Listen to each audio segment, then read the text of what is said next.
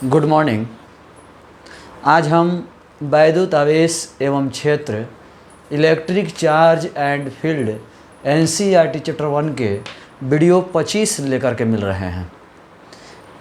आज के हम इस वीडियो में एनसीईआरटी न्यूमेरिकल 1.15 से बात करेंगे।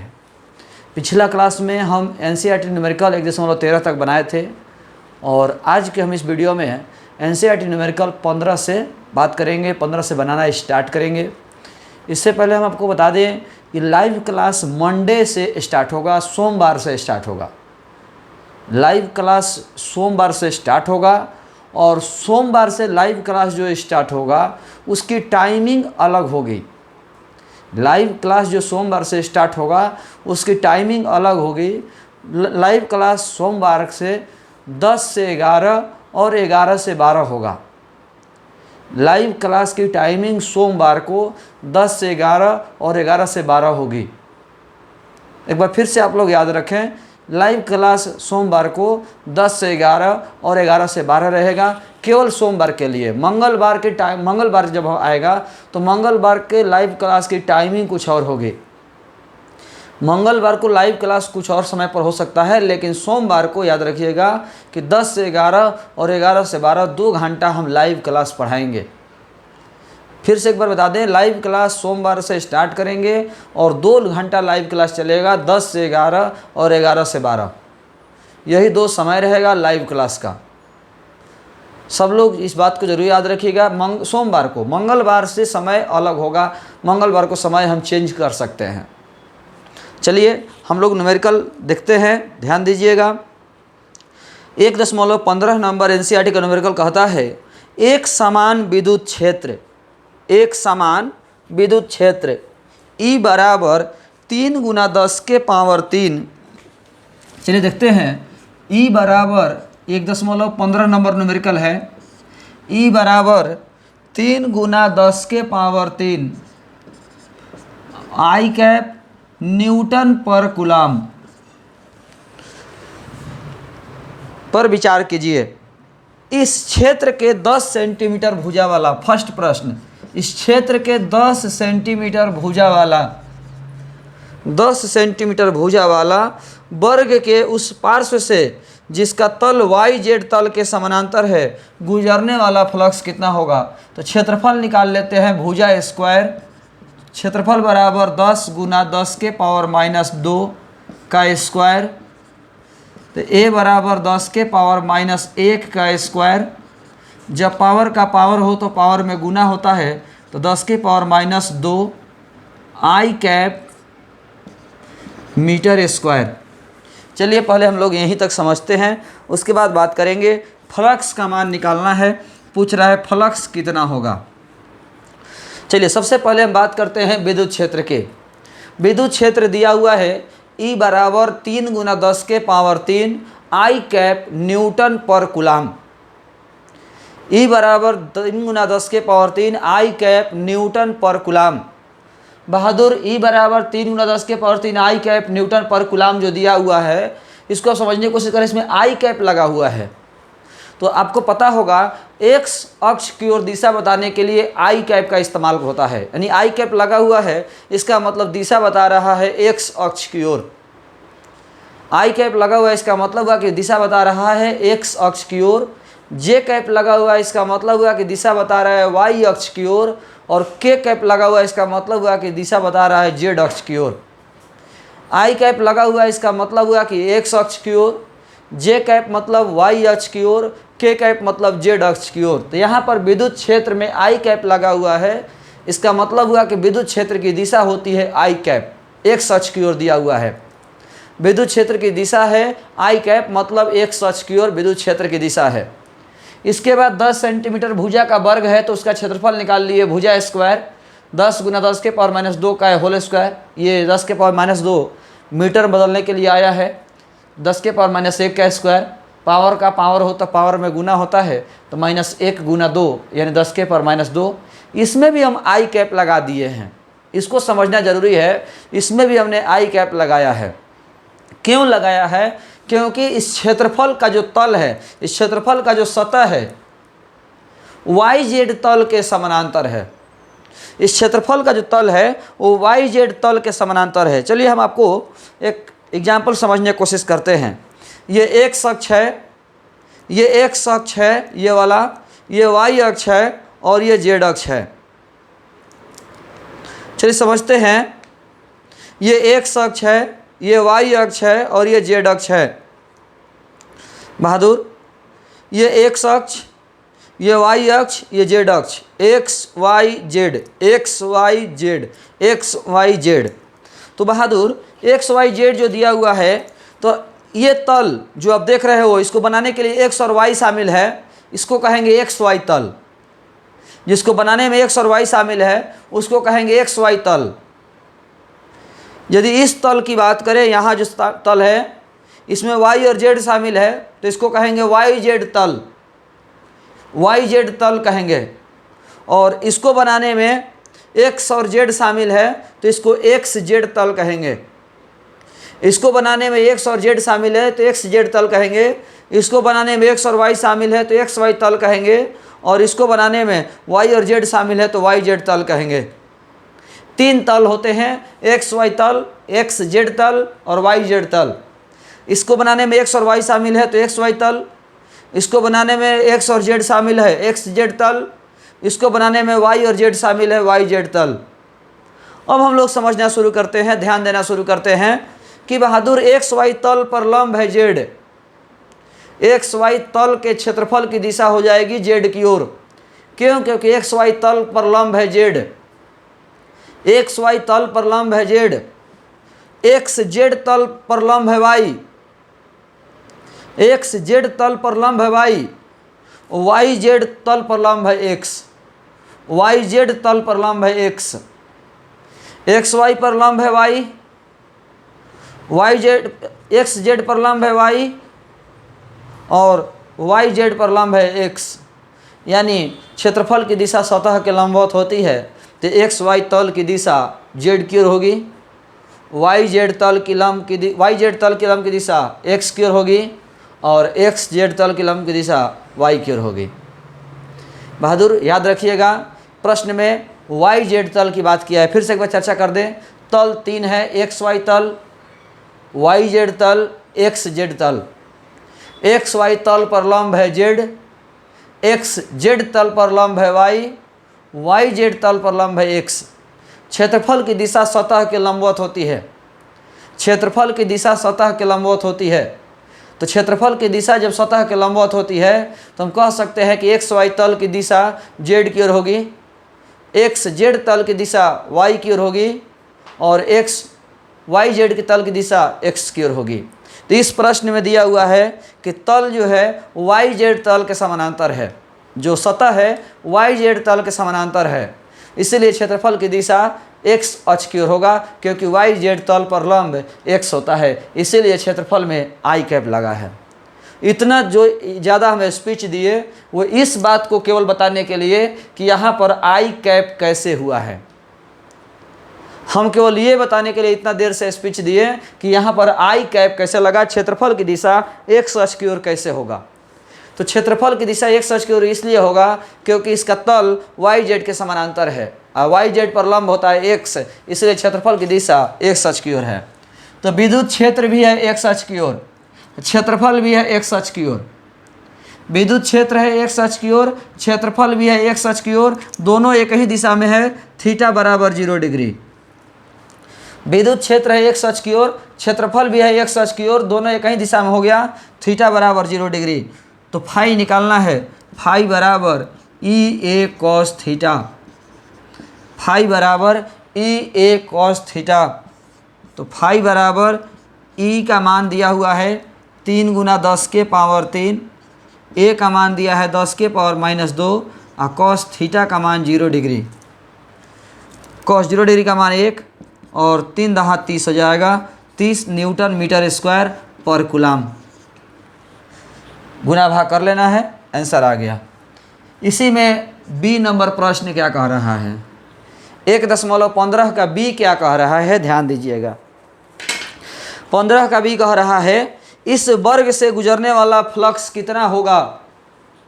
इस वर्ग से गुजरने वाला फ्लक्स कितना होगा यदि इसका तल का लंब, वर्ड को पढ़िए, तल का लंब, तल का लंब एक्स अक्ष से 60 डिग्री के कोण पर है। तल का लंब, तल का लंब, तल का लंब का मतलब हुआ क्षेत्रफल की दिशा। तल का लंब मतलब क्षेत्रफल की दिशा, क्योंकि क्षेत्रफल की दिशा लंबवत होती है। तो तल का लंब यानी क्षेत्रफल की दिशा एक्स अक्ष से 60 डिग्री की ओर है।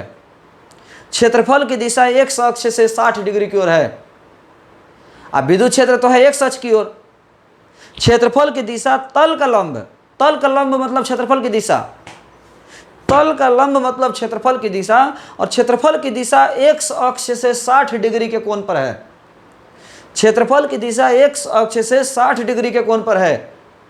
अब विद्युत क्षेत्र है एक्स अक्ष की ओर, मतलब क्षेत्रफल विद्युत क्षेत्र से 60 डिग्री के कोण पर है। क्षेत्रफल विद्युत क्षेत्र से 60 डिग्री के कोण पर है। क्षेत्रफल विद्युत क्षेत्र से 60 डिग्री के कोण पर है। तो फ्लक्स बताइए कितना होगा। फ्लक्स बराबर ई ए कॉस थीटा, फ्लक्स बराबर ई ए कॉस थीटा। ई का मान 3 गुना 10 के पावर 3, ए का मान दिया हुआ है 10 के पावर -2 और कॉस थीटा का मान 60 डिग्री। गुना भाग कर लीजिएगा, जो आएगा सो आंसर होगा। 1.16 नंबर प्रश्न देखिए, 1.16 नंबर प्रश्न को ध्यान दीजिएगा। 1.16 नंबर प्रश्न समझिएगा। 1.16 प्रश्न कह रहा है, प्रश्न 1.15 के एक समान विद्युत क्षेत्र, प्रश्न 1.15 है 1.15 से ही जुड़ा हुआ है। एक समान विद्युत क्षेत्र का 20 सेंटीमीटर भुजा के किसी घन, 15 नंबर प्रश्न में दिया हुआ था 10 सेंटीमीटर भुजा का वर्ग, 15 नंबर प्रश्न में दिया था 10 सेंटीमीटर भुजा का वर्ग, 15 नंबर प्रश्न में 10 सेंटीमीटर भुजा का वर्ग दिया था, और 16 में 20 सेंटीमीटर भुजा का घन दिया है। 20 सेंटीमीटर भुजा का घन दिया है, तो घन में 6 गो वर्ग होता है। एक घन में 6 गो वर्ग होता है। क्वेश्चन 15 में एक ही वर्ग था, लेकिन क्वेश्चन 16 में 6 वर्ग है। 20 सेंटीमीटर भुजा के 6 वर्ग है। चलिए देखते हैं। तो 1.15 के एक समान विद्युत क्षेत्र का 20 सेंटीमीटर भुजा के किसी घन से जो इस प्रकार अभिविन्यासित है कि उसके फलक निर्देशांक तलों के समानांतर है, कितना नेट फ्लक्स गुजरेगा। चलिए समझते हैं। एक वर्ड आया है विन्यासित और एक वर्ड होता है अभिविन्यासित। एक वर्ड होता है विन्यासित और एक वर्ड होता है अभिविन्यासित। विन्यासित मतलब सजाना, विन्यासित मतलब सजाना, और अभिविन्यासित का मतलब सही ढंग से सही चीज सजाना, सही जगह पे सही चीज सजाना, सही ढंग से सही चीज सजाना। विन्यासित मतलब सजाना, अभिविन्यासित मतलब सही जगह पे सही चीज सजाना। क्या मतलब, एग्जाम्पल समझिए। बहादुर, जैसे मान लीजिए हमें घर में किताब कॉपी रखना है, किताब कॉपी रखना है, रेख पर ही रखा जाता है, रेख पर हम लोग किताब कॉपी रखते हैं। लेकिन मेरा किताब कॉपी 2 गो मेरे घर में रेख पर रखा हुआ है, 2 गो भैया के रूम में रखा हुआ है, 2 गो मम्मी के रूम में रखा हुआ है, सब रेखे पर रखा हुआ है, लेकिन गलत तरीके से रखा हुआ है। मेरा किताब कॉपी एक रूम में होना चाहिए था। इसलिए यदि मेरा सब किताब 2 किताब भैया के रूम में, 2 किताब मम्मी के रूम में, 2 किताब सिस्टर के रूम में, 2 किताब मेरे रूम में है, तो इसको कहेंगे कि विन्यासित है। लेकिन यदि मेरा किताब सब मेरे ही रूम में है, मेरे ही रेख पर रखा हुआ है, तो अभिविन्यासित है। इसको एक और एग्जाम्पल समझिए। हम घर में फ्रिज खरीद के लाए, घर में फ्रिज खरीद के लाए और ला करके सजा दिए, बोर्ड में लाइन दे दिए, सजा दिए। कहाँ पर? बाथरूम में। फ्रिज को हमने बाथरूम में सजा दिया, तो बहादुर ये विन्यासित हुआ, अभिविन्यासित नहीं हुआ, क्योंकि फ्रिज का जगह बाथरूम में नहीं होता है। आपने सजाया, अच्छी बात है, लेकिन सही जगह पे नहीं सजाया। फ्रिज का जगह किचन में होता है। फ्रिज का जगह किचन के अगल बगल होता है। यदि फ्रिज बेडरूम में लगा दिए, फ्रिज बाथरूम में लगा दिए, तो इसका मतलब है कि वो विन्यासित है, अभिविन्यासित नहीं है। कुल मिलाकर हम ये कहना चाह रहे हैं कि अभिविन्यासित मतलब जो जैसे होना चाहिए वैसा ही हो। हम लोग जनरली कभी कभी रूम में जाते हैं, घर में जाते हैं, तो कहते हैं कि जे चौकिया है जैसे हेने रहित और टेबुलवा हेने हो जाए तो सही रहे। होता है ऐसा, हम लोग सब सफाई करते हैं जब, तो ज़रूर चौकी कुर्सी एक जगह से जगह चेंज करके देखते हैं कि ना हौजे रहे न तो ज़्यादा अच्छा लागत रहे। कभी कभी यदि सामान कोई चीज़ एडजस्ट करता है, बक्सा हो, गोदरेज हो, कुछ इस एडजस्ट करता है, तो आदमी देखिएगा कहता है, जब ठेल रहा है आदमी कहता है कभी कभी अचानक कि हाँ अब रहे तो बिल्कुल ठीक बा, बिल्कुल ठीक बा, तो अब मत हिलावा लोग, बिल्कुल सही हो गया बा, मतलब सही जगह पे फिट हो गया है। सही जगह पे फिट हो गया है मतलब अभिविन्यासित है। अब हम बात करते हैं यहाँ पर कि प्रश्न में दिया हुआ है कि ये जो घन है, ये घन है, ये अभिविन्यासित है। अभिविन्यासित है इसका मतलब हुआ कि इसका सब तल, जैसे हम बात कर रहे थे कि ये इसका सब तल, ये एक्स तल, ये वाई तल जो आप देख रहे हो, ये एक्स तल, ये वाई तल, और इधर हो जाएगा जेड तल, इधर तीनों, तो ये निर्देशांक तलों के समानांतर है। यदि इसके सब फलक, अब देखिए जब ऐसे रखे हुए हैं, एक पेन मेरा इधर आया है देख लीजिए, तो यदि अब हम बात करें तो ये फलक इसके समानांतर हुआ, ये फलक इसके समानांतर हुआ, और नीचे वाला फलक इसके समानांतर हो गया। यानी यदि बुक घन ऐसे रखा जाए, बिल्कुल तिरछा नहीं, ऐसे नहीं, जब हम ऐसे रखेंगे तो कोई भी फलक किसी के समानांतर नहीं है, एक्स अक्ष, वाई अक्ष, जेड अक्ष की ओर नहीं है, क्योंकि इसमें 3 गो अक्ष है। देखिए एक इधर गया है, एक इधर गया है, एक इधर आया है, और एक इधर जाएगा। 3 गो अक्ष है, एक्स अक्ष, वाई अक्ष, जेड अक्ष। तो सभी तल इसके निर्देशांक तलों के समानांतर है, बिल्कुल ऐसे रखा हुआ है, तिरछा तिरछी नहीं, ऐसे ऐसे नहीं, दम बिल्कुल सीधा रखा हुआ है। तब कहता है कि बताइए कि घन से गुजरने वाला फ्लक्स कितना होगा। तब बताइए कि घन से गुजरने वाला फ्लक्स कितना होगा। चलिए हम लोग एग्जाम्पल के माध्यम से समझते हैं। चूँकि 15 में दिया हुआ है, मान लीजिए कि एक्स अक्ष की ओर है, ये जो बता रहा है ये विद्युत क्षेत्र है एक्स अक्ष की ओर, विद्युत क्षेत्र है एक्स अक्ष की ओर, विद्युत क्षेत्र है एक्स अक्ष की ओर। तो इस तल के क्षेत्रफल की दिशा 6 गो वर्ग है ना, घन में 6 गो वर्ग होता है, तो इस तल के क्षेत्रफल की दिशा इधर होगी। विद्युत क्षेत्र भी इधर है, दोनों एक ही दिशा में हुआ, थीटा बराबर 0 डिग्री।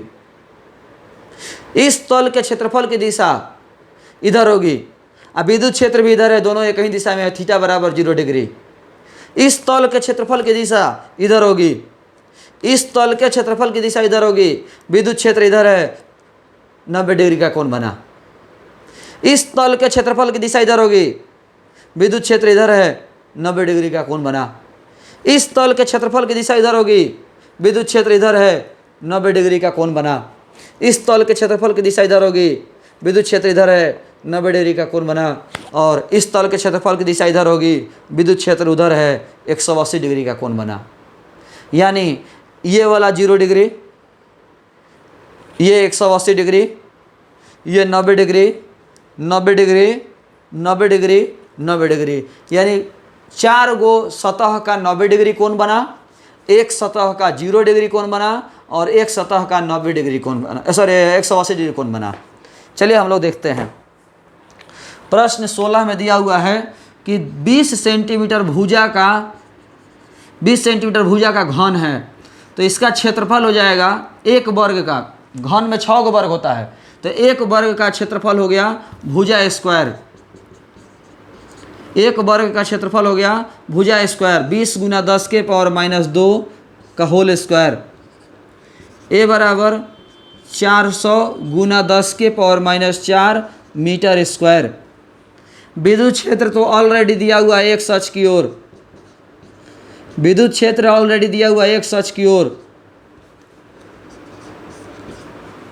अभी हमने बताया कि क्षेत्रफल की दिशा अलग अलग है, क्षेत्रफल के दिशा अलग अलग है। विद्युत क्षेत्र एक्स अक्ष की ओर, लेकिन क्षेत्रफल इधर भी है, इधर भी है, इधर भी है, इधर भी है, इधर भी है, इधर भी है। मतलब विद्युत क्षेत्र से क्षेत्रफल 4 बार 90 डिग्री का कोण बना रहा है, एक बार 0 डिग्री और एक बार 180 डिग्री। चलिए हम लोग समझते हैं। इसीलिए घन से गुजरने वाला फ्लक्स, घन से गुजरने वाला फ्लक्स, घन से गुजरने वाला फ्लक्स बराबर फाई, घन से गुजरने वाला फ्लक्स बराबर फाई, फाई बराबर ई ए कॉस 0 डिग्री, एक बार 0 डिग्री, ई ए कॉस 180 डिग्री, एक बार 0 डिग्री, एक बार 180 डिग्री। आगे देखते हैं, ई ए कॉस 90 डिग्री प्लस ई ए कॉस 90 डिग्री प्लस ई ए कॉस 90 डिग्री प्लस ई ए कॉस 90 डिग्री। 4 गो सतह का 90 डिग्री कोण बनाया, एक गो 0 डिग्री का और एक 180 डिग्री का। 0 डिग्री का तो 1 हो गया, 180 डिग्री का -1 हो गया, और कॉस 90 डिग्री का तो सब 0 हो जाता है। तो 0 गुना 0 गुना 0 गुना 0, तो फाई बराबर ई ए माइनस ई ए, फाई बराबर 0 Newton metre square per coulomb. अब कोई स्टूडेंट कह सकते हैं कि सर ई और ए का मान नहीं बैठाए हैं, बैठाने से भी कोई फ़ायदा नहीं, 0 हो जाएगा। बैठाएंगे तो भी 0 होगा, नहीं बैठाएंगे तो भी 0 होगा। बैठाएंगे तो भी 0 होगा, नहीं बैठाएंगे तो भी 0 होगा। 1.17 नंबर प्रश्न ध्यान दीजिए। 1.17 नंबर प्रश्न क्या कह रहा है? 1.17 नंबर प्रश्न है, किसी काले बॉक्स के पृष्ठ पर, ये सब एनसीईआरटी लिखता है, किसी काला हो चाहे नीला हो चाहे पीला हो हरा हो, क्या फ़र्क पड़ता है। किसी काले बॉक्स के पृष्ठ पर विद्युत क्षेत्र की सावधानी पूर्वक ली गई माप यह संकेत देती है कि बॉक्स के पृष्ठ से गुजरने वाला नेट फ्लक्स, नेट अंग्रेजी वर्ड है, नेट माने कुल, net flux 8 × 10⁻³ newton metre square per coulomb है। फ्लक्स का मान दिया हुआ है 8 × 10⁻³ newton metre square per coulomb. Flux का मान दिया हुआ है 8 × 10⁻³ newton metre square per coulomb. तो कह रहा है कि बॉक्स के भीतर नेट आवेश कितना है, बॉक्स के भीतर नेट आवेश कितना है, Q बराबर कितना है, फाई बराबर 1/ε0 इंटू Q, फाई बराबर 1/ε0 इंटू Q। तो Q बराबर ε0 इंटू फाई, Q बराबर ε0 का मान 8.85 × 10⁻−12 और फाई का मान 8 × 10⁻³ गुना भाग कर लीजिएगा, जो आएगा सो आंसर हो जाएगा। इसी का सेकंड प्रश्न देखिए। फाई का मान दिया था, Q का मान निकालना था, फाई का मान दिया था, Q का मान निकालना था, फाई का मान दिया हुआ था, Q का मान निकालना था। फाई बराबर 1/ε0 इंटू Q, Q बराबर ε0 इंटू फाई, ε0 का मान बैठा दिए, फाई का मान बैठा दिए, गुना भाग कर लीजिएगा, जो आएगा सो आंसर होगा। इसी में सेकंड नंबर प्रश्न क्या कहता है, 17 के सेकंड नंबर प्रश्न कहता है, यदि बॉक्स के पृष्ठ से यानी बॉक्स के सतह से नेट बहिमुखी फ्लक्स, बॉक्स के सतह से नेट बहिमुखी फ्लक्स, बहिमुखी माने बाहर की ओर, बहिमुखी मतलब बाहर की ओर, यदि बॉक्स के पृष्ठ से नेट बहिमुखी फ्लक्स 0 है, बाहर की ओर गुजरने वाला फ्लक्स 0 है, बाहर की ओर गुजरने वाला फ्लक्स 0 है। याद होगा आपको बताए थे कि यदि फ्लक्स धनात्मक हो तो बाहर की ओर गुजरेगा, बाहर की ओर निकलेगा, उसकी दिशा बाहर की ओर होगी। जब फ्लक्स बाहर की ओर निकलता है तो फ्लक्स धनात्मक होता है, अब फ्लक्स धनात्मक होगा तब ही जब आवेश धनात्मक होगा, यानी जब आवेश धनात्मक होगा तो फ्लक्स बाहर की ओर निकलेगा, जब आवेश धनात्मक होगा तो फ्लक्स बाहर की ओर निकलेगा। और यहाँ पर दिया हुआ है कि फ्लक्स बाहर की ओर निकल रहा है, इसका मतलब हुआ कि आवेश धनात्मक है। यहाँ पर दिया हुआ है कि फ्लक्स बाहर की ओर निकल रहा है, मतलब आवेश धनात्मक है, लेकिन बाहर की ओर निकलने वाला फ्लक्स 0 है, मतलब धनात्मक आवेश 0 है। यहाँ पर दिया हुआ है कि बाहर की ओर फ्लक्स निकल रहा है, तो फ्लक्स जब बाहर की ओर निकल रहा है इसका मतलब आवेश धनात्मक है। अब बाहर को निकलने वाला फ्लक्स जीरो है, मतलब धनात्मक आवेश जीरो है। बाहर की ओर निकलने वाला फ्लक्स जीरो है तो इसका मतलब हुआ कि धनात्मक आवेश जीरो है। तो कह रहा है कि क्या आप यह निष्कर्ष निकालेंगे कि बॉक्स के भीतर कोई आवेश नहीं है? क्यों निकालेंगे अथवा क्यों नहीं निकालेंगे? तो बहादुर, हम जब दिया हुआ है कि बाहर की ओर निकलने वाला फ्लक्स जीरो है, बाहर की ओर निकलने वाला फ्लक्स जीरो है, तो इससे एक बात तो पता चल जाता है कि बॉक्स के अंदर धनात्मक आवेश जीरो है। ये जब दिया हुआ है कि बॉक्स से बाहर निकलने वाला फ्लक्स शून्य है, तो इसका यह मतलब हुआ कि बॉक्स के अंदर धनात्मक आवेश शून्य है। लेकिन ये कहाँ पता चलता है कि उसके अंदर ऋण आवेश कितना है? ये तो पता ही नहीं चलता कि ऋण आवेश कितना है। ऋण आवेश शून्य हो भी सकता है, नहीं भी हो सकता है। यानी बंद सतह के अंदर आवेश हो भी सकता है, नहीं भी हो सकता है। फाइनली हम आंसर 1.17 के बी का आंसर बोलेंगे कि चूंकि प्रश्न में पृष्ठ से बाहर की ओर गुजरने वाला फ्लक्स शून्य है, इससे यह स्पष्ट होता है कि पृष्ठ के अंदर कुल धनात्मक आवेश का मान शून्य है। लेकिन पृष्ठ के अंदर ऋण आवेश का मान कितना है यह स्पष्ट नहीं है। अतः पृष्ठ के अंदर ऋण आवेश का मान शून्य हो भी सकता है, नहीं भी हो सकता है। हम चाहेंगे कि ये सब प्रश्न आप लोग ध्यान दें। इसमें कहीं भी पूछना हो, कहीं प्रॉब्लम हो, नहीं समझ में आया हो, आप बेझिझक पूछिए, बेझिझक बोलिए। जहाँ भी कहीं दिक्कत हो, कहीं भी प्रॉब्लम हो, आप बेझिझक सवाल कर सकते हैं। किन्हीं को कहीं प्रॉब्लम हो, आप बेझिझक सवाल कर सकते हैं। देख करके फिर से उतार लीजिएगा। अब हम अगले प्रश्न की बात करेंगे। अभी हम 1.18 नंबर प्रश्न की चर्चा करेंगे। 1.18 नंबर प्रश्न में थोड़ा सा ध्यान देना है, थोड़ा सा दिमाग लगाना है। 1.18 नंबर प्रश्न क्या कह रहा है, ध्यान दीजिएगा। 1.18 नंबर प्रश्न में थोड़ा सा कॉन्सेप्ट शामिल है। दिया हुआ है कि चित्र 1.34 में, चित्र 1.34 में ध्यान दीजिएगा। चित्र 1.34 में 10 सेंटीमीटर भुजा का कोई वर्ग है। 1.34 में 10 सेंटीमीटर भुजा का कोई वर्ग है। चित्र दिया हुआ है क्वेश्चन में नीचे, और दिया हुआ है कि 10 सेंटीमीटर भुजा का कोई वर्ग है। तो 10 सेंटीमीटर भुजा के वर्ग दिया हुआ है। तो 10 सेंटीमीटर भुजा के वर्ग के केंद्र से, 10 सेंटीमीटर भुजा के वर्ग के केंद्र से, मान लीजिए यही हमारा वर्ग हुआ, तो इसके केंद्र से 5 सेंटीमीटर दूर, 5 सेंटीमीटर ऊंचाई पर इस 10 सेंटीमीटर भुजा का कोई वर्ग है मान लीजिए, तो इसके 5 सेंटीमीटर ऊंचाई पर कोई आवेश रखा हुआ है 10 माइक्रोकूलाम। फिर से एक बार, ये 10 सेंटीमीटर भुजा का कोई वर्ग है।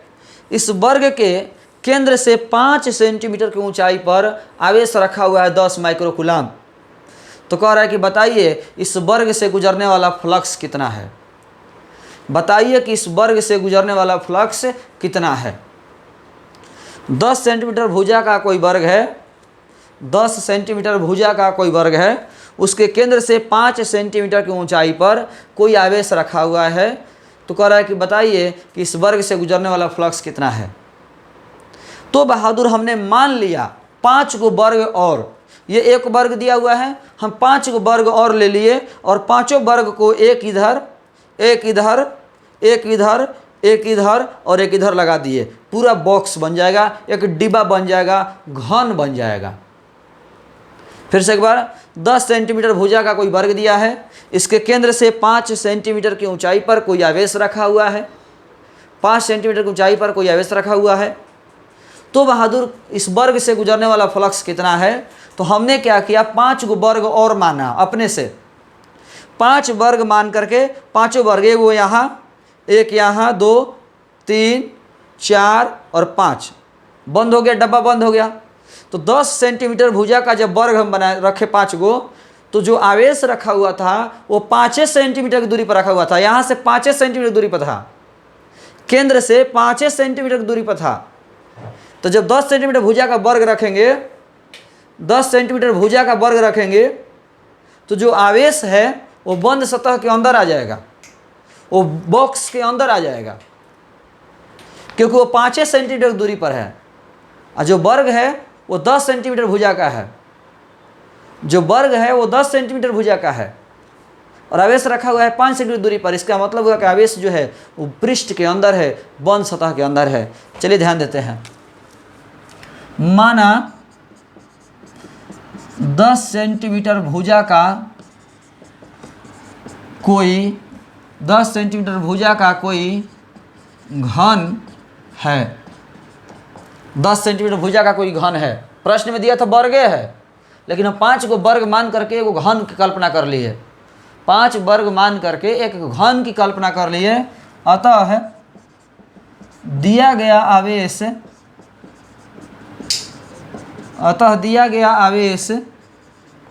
घन के अंदर,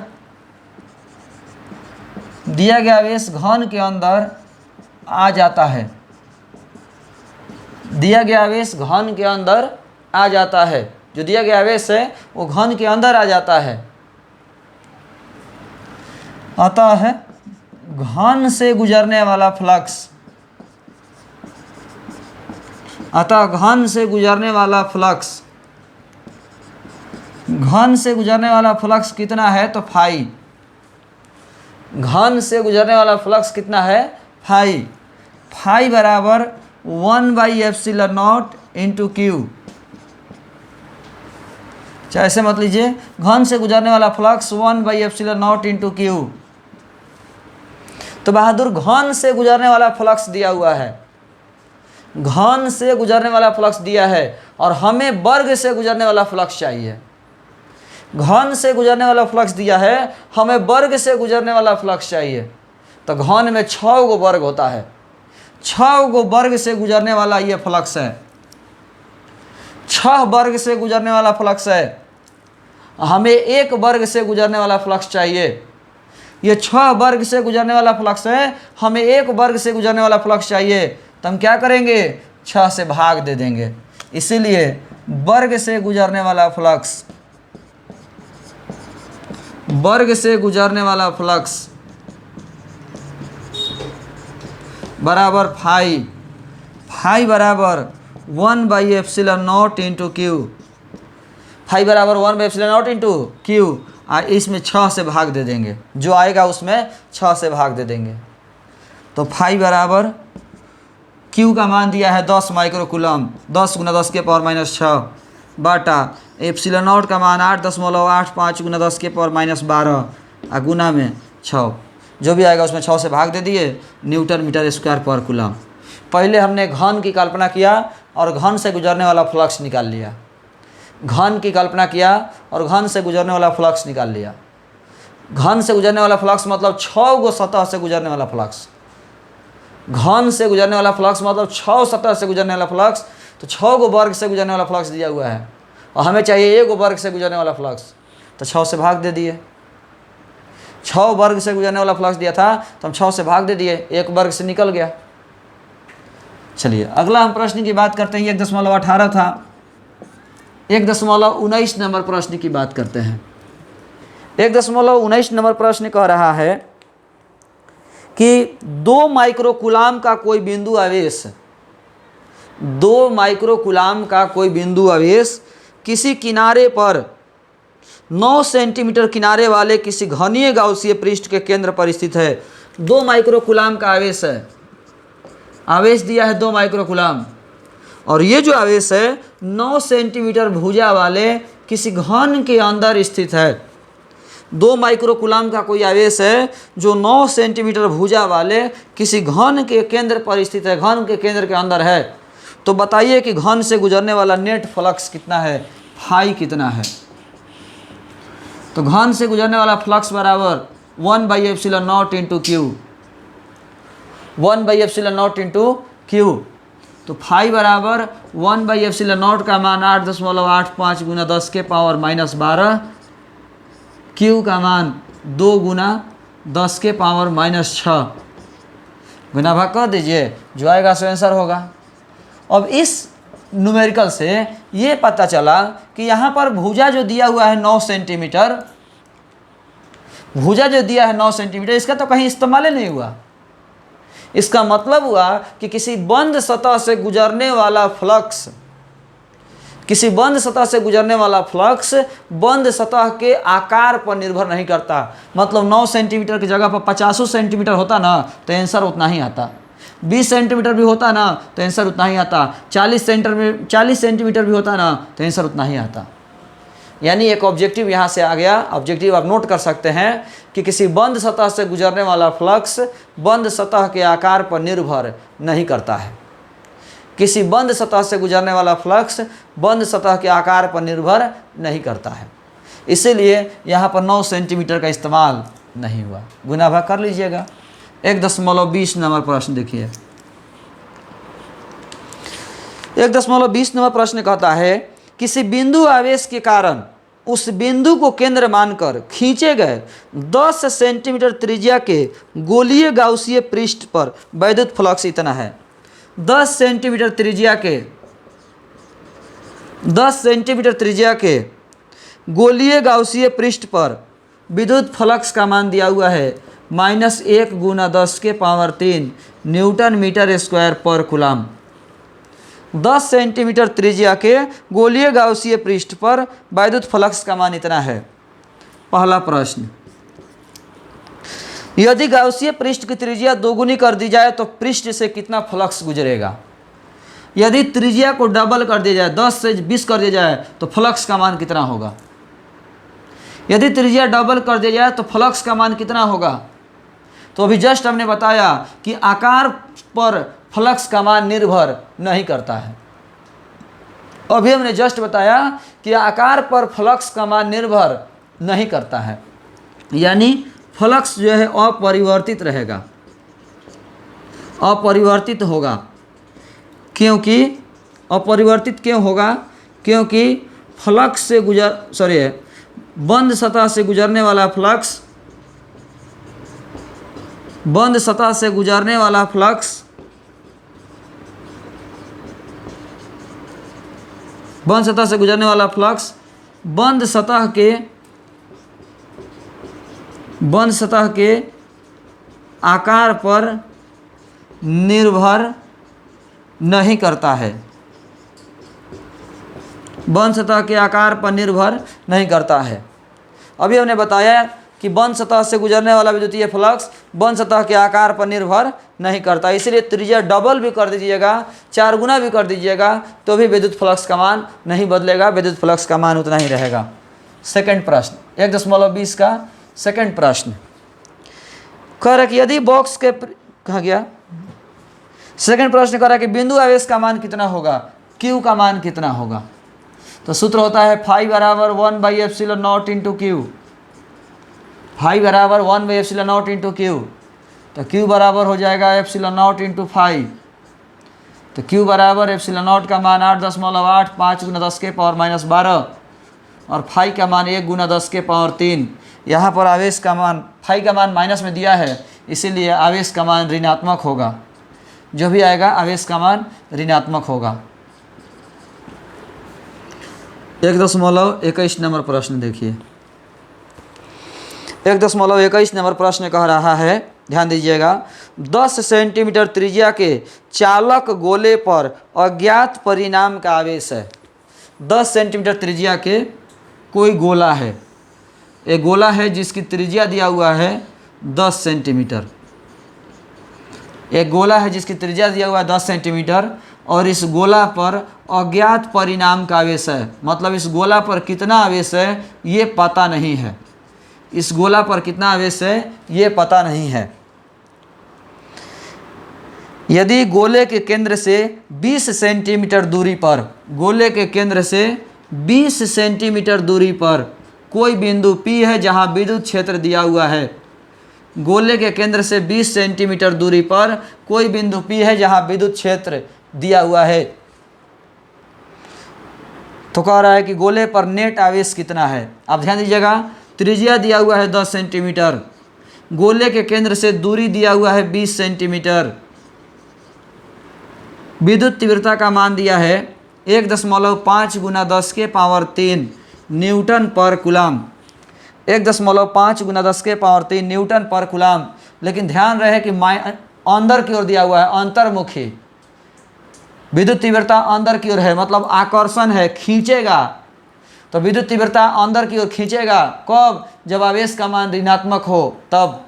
आवेश ऋणात्मक हो तो विद्युत क्षेत्र की दिशा आकर्षण होती है, आवेश धनात्मक हो तो विद्युत क्षेत्र की दिशा विकर्षण होती है। सूत्र होता है E बराबर 1/4πε0 इंटू Q/r²। E का मान दिया है, R का मान दिया है, Q का मान निकालना है। ये सूत्र गॉस प्रमेय का अनुप्रयोग नंबर 1, गॉस प्रमेय का अनुप्रयोग नंबर 1 से हमने बनाया।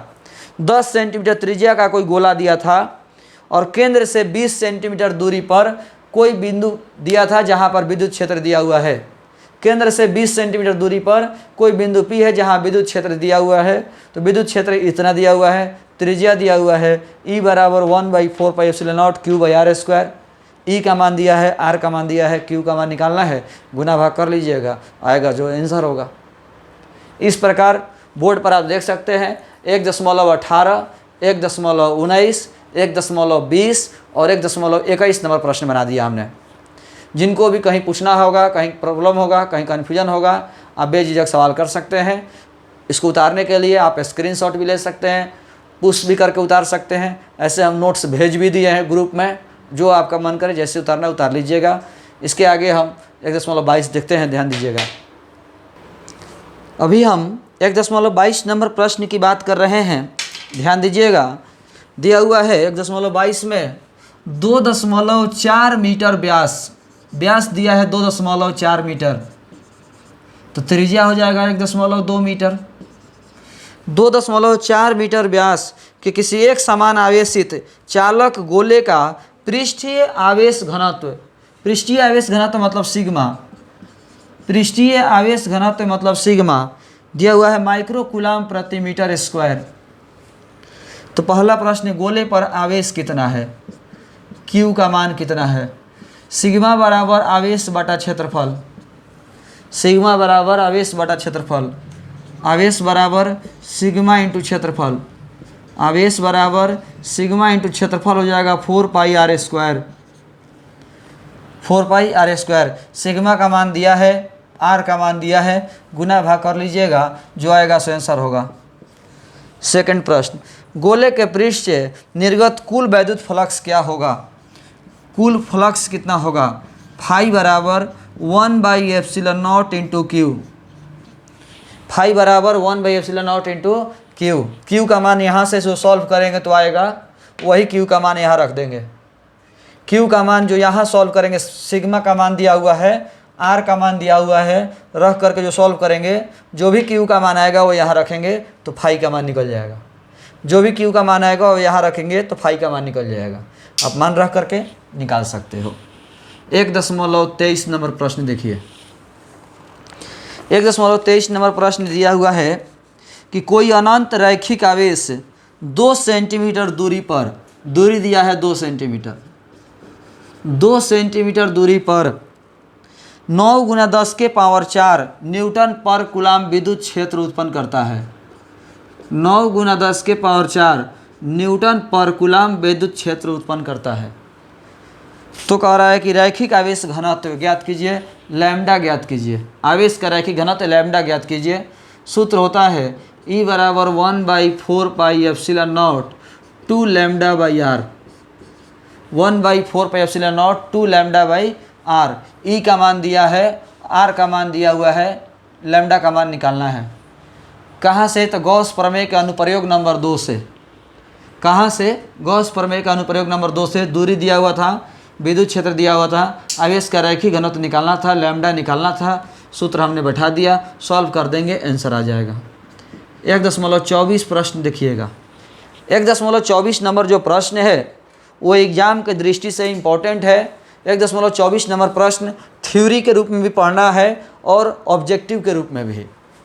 1.24 नंबर जो प्रश्न है उसको थ्योरी के रूप में भी पढ़ना है और ऑब्जेक्टिव के रूप में भी। 2 बड़ी पतली धातु की प्लेटें एक दूसरे के समानांतर एवं निकट हैं। 2 बड़ी पतली धातु की प्लेटें एक दूसरे के समानांतर एवं निकट है। दो धातु का प्लेट है, ये प्लेट 1, ये प्लेट 2, दोनों एक दूसरे के समानांतर है और निकट है। इनके भीतरी फलकों पर प्लेटों के पृष्ठीय आवेश घनत्व के चिन्ह विपरीत हैं। इनके भीतरी सतह पर पृष्ठीय आवेश घनत्व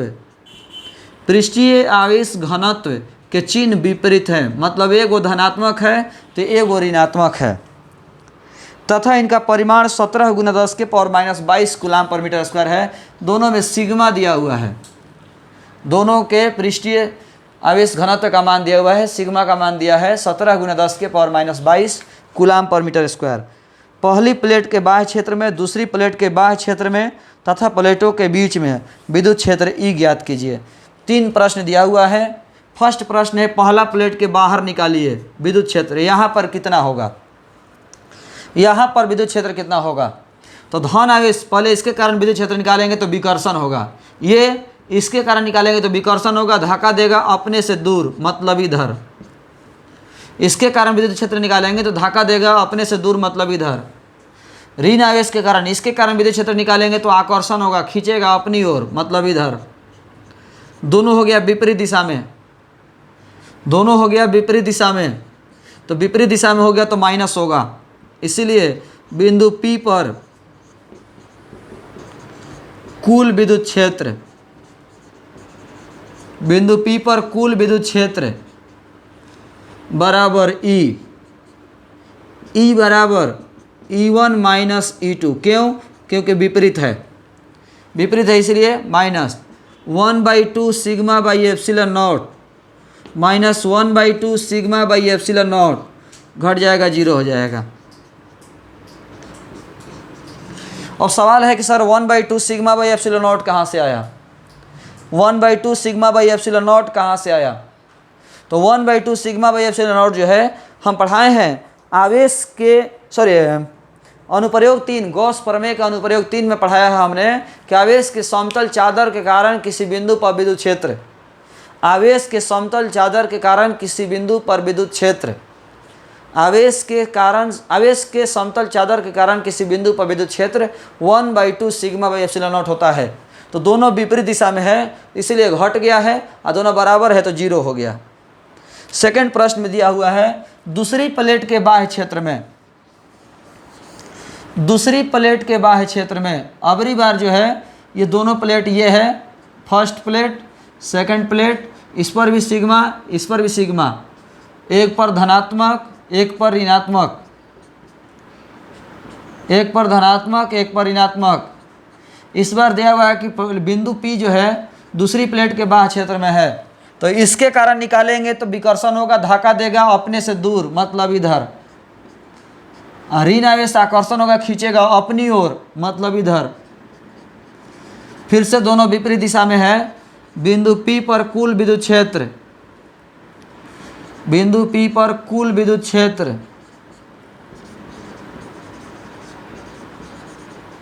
बिंदु P पर कुल विद्युत क्षेत्र बराबर E बराबर विपरीत दिशा में है तो माइनस होगा, E1 माइनस E2। E बराबर 1/2 sigma by epsilon not minus 1/2 sigma by epsilon not, दोनों का घट गया, E बराबर 0 न्यूटन पर कूलाम। थर्ड केस है, दोनों प्लेटों के बीच में, first plate second plate, sigma sigma, इस पर धनात्मक आवेश दिया हुआ है, इधर ऋणात्मक आवेश दिया हुआ है, एक पर धनात्मक एक पर ऋणात्मक। इस बार दोनों प्लेटों के बीच में है, बिंदु P दोनों प्लेटों के बीच में है, तो धनात्मक आवेश के कारण निकालेंगे तो विकर्षण, ऋणात्मक आवेश के कारण निकालेंगे तो आकर्षण, खींचेगा अपनी ओर। दोनों एक ही दिशा में हो गया। माना बिंदु P पर कुल विद्युत क्षेत्र,